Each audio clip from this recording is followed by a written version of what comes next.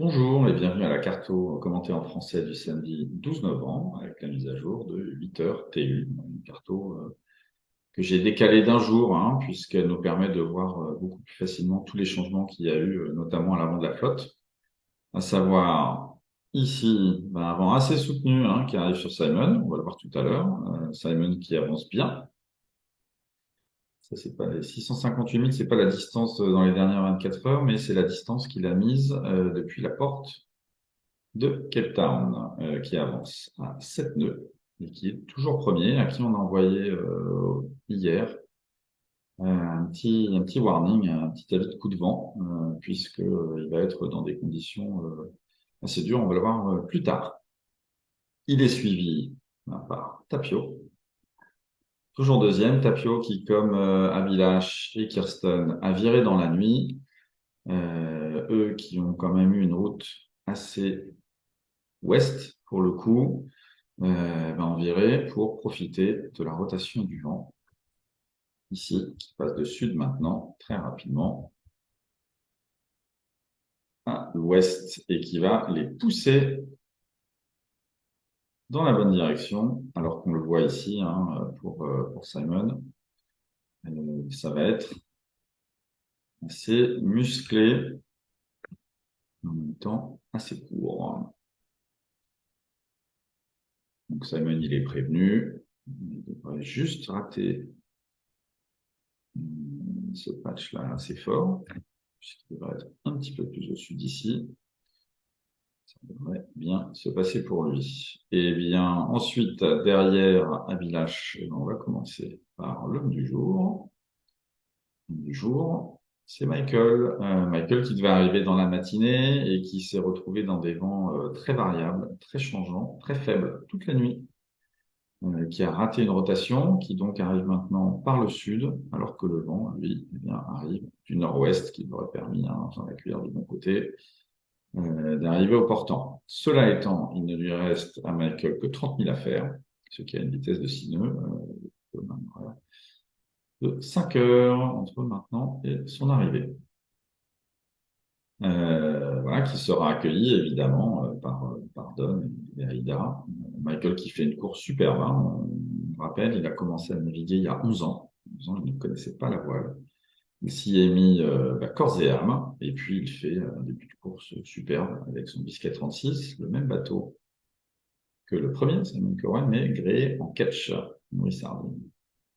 Et puis enfin, une des raisons pour laquelle cette carte en français est attendue le samedi matin, c'est la super option de Damien, qui a passé la nuit ici, près de Betty's Bay.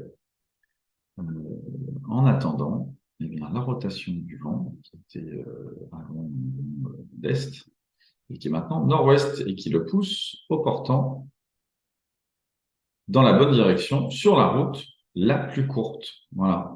Damien, il nous avait déjà fait le coup en passant l'île de Trinidad, où il avait laissé ses petits camarades, les mêmes qu'ici, d'ailleurs, Abilash, Tapio et Kirsten, aller vers le sud, et lui avait profité du changement de météo pour descendre, couper le fromage, faire moins de route et prendre des places. Et on le voit, ça a marché, puisqu'il est aujourd'hui troisième. Alors, il faut quand même prendre ce classement avec des pincettes, puisque les écarts sont...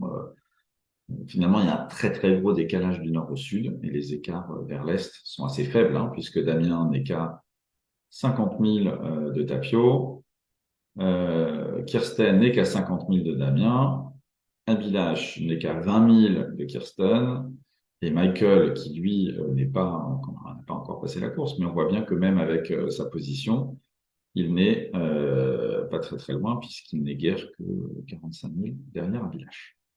Voilà, cela étant, c'est quand même le bon coup de la journée, d'autant qu'avec avec l'évolution de la météo, on va voir que ça va bien, bien lui servir et il pourrait vraiment, en tout cas, faire la différence avec Abilash et Kirsten qui eux, ont mis un peu trop d'ouest dans leur route sud, avec un décalage d'une centaine de milles d'ouest en est sur Damien. Abilash, voilà, les distances en 24 heures sont toutes pas terribles, puisqu'Abilash pose 3000. peut-être 25, il fait quand même beaucoup plus. Et même, on voit ici, hein, Simon, 658 000, c'est pas dans les dernières 24 heures, c'est la distance entre lui et la porte de Cape Town. Pour l'arrière de la flotte, eh bien, ça se passe mieux au sud qu'au nord, on va dire. Pour Jérémy, qui a du vent frais, ici, pas loin de 100 000 en journée, et qui va toucher encore plus de vent grâce à son option sud, la fameuse cuillère sud-africaine, hein, comme on l'appelle maintenant. Et Yann Herbert Jones, qui avance aussi, pas loin d'une centaine de milles, et qui lui va toucher pas mal de vent aujourd'hui et demain, à mesure que le système de basse pression se forme ici. Arnaud et Guy qui ferment la route, ça va moins bien pour eux, hein. 38 000 pour Arnaud, 55 pour Guy, et Elliott qui lui est vraiment dans une zone de calme avec 5 000. Et on va le voir sur le général, le vent va bien sûr entrer à la fois ici, de l'Est et du Sud, et va un petit peu oublier Arnaud, Guy, Elliott, ici, et Ertan, mais Ertan qui lui n'est plus très loin, hein, qui est le prochain à arriver après Goug, avec 330 000 à parcourir. Alors ça, c'est la situation du jour. Qu'est-ce qui va se passer au cours du week-end? Alors, on le voit ici.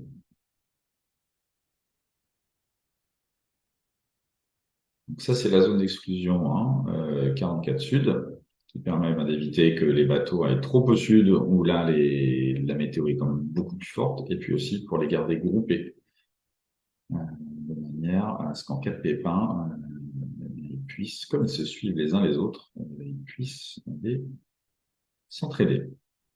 Alors, que va-t-il se passer? On va regarder Simon ici et Damien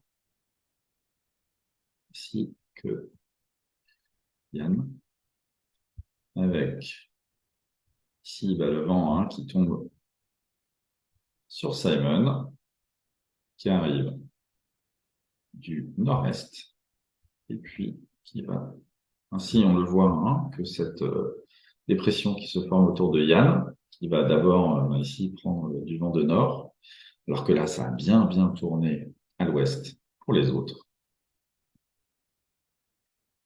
Et donc, eh ben, du portant pour tout le monde. Donc là, un patch assez fort, hein, à 49 pour Simon, qui devrait être un petit peu plus au sud, donc qui devrait éviter le pire du vent, en tout cas, mais pas forcément le pire de la mer. C'est pour demain. Voilà, il y a Yann qui est dans ce système qui va apporter un peu d'air à Elliott Smith et lui permettre d'avancer.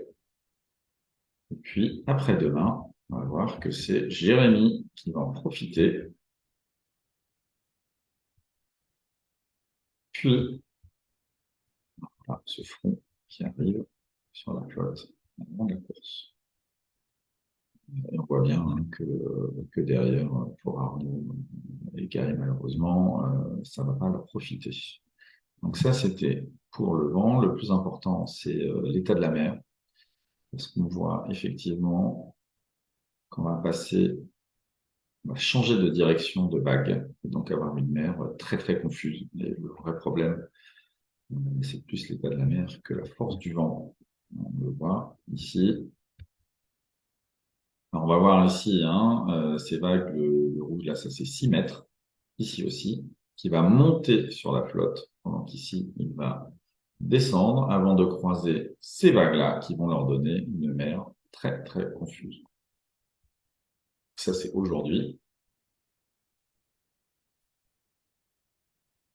Dans la nuit, on voit que dans la nuit, bah, Yann Herbert Jones commence à prendre du vent, que Simon, bah, lui, va être quasiment au plus fort des vagues, hein, parce que là, il a un peu plus de 6 mètres, voire 7 mètres de mer. Puis, dans la journée, ça monte avec le vent, bien évidemment. Et puis, ici, là où est Simon, on va voir, On va passer à deux vagues qui viennent du nord-est, des vagues qui viennent du sud-ouest, et qui va se faire prendre son mouliche dans une mer très, très, très désordonnée. Alors que pour ceux qui le suivent, ça va être un peu plus facile, dans le sens où la mer va être un peu mieux rangée en arrivant d'une seule direction. En tout cas, ce qui est sûr, c'est que le baptême du Sud, pour ceux qui n'y sont pas allés, et même pour ceux qui y sont allés, l'entrée en matière dans le Sud va être tout de suite assez musclée. Voilà. Je vous souhaite un bon week-end et puis beaucoup de courage aux marins de la GGR qui vont avoir un week-end assez animé. Et je vous donne rendez-vous lundi. Merci. À bientôt.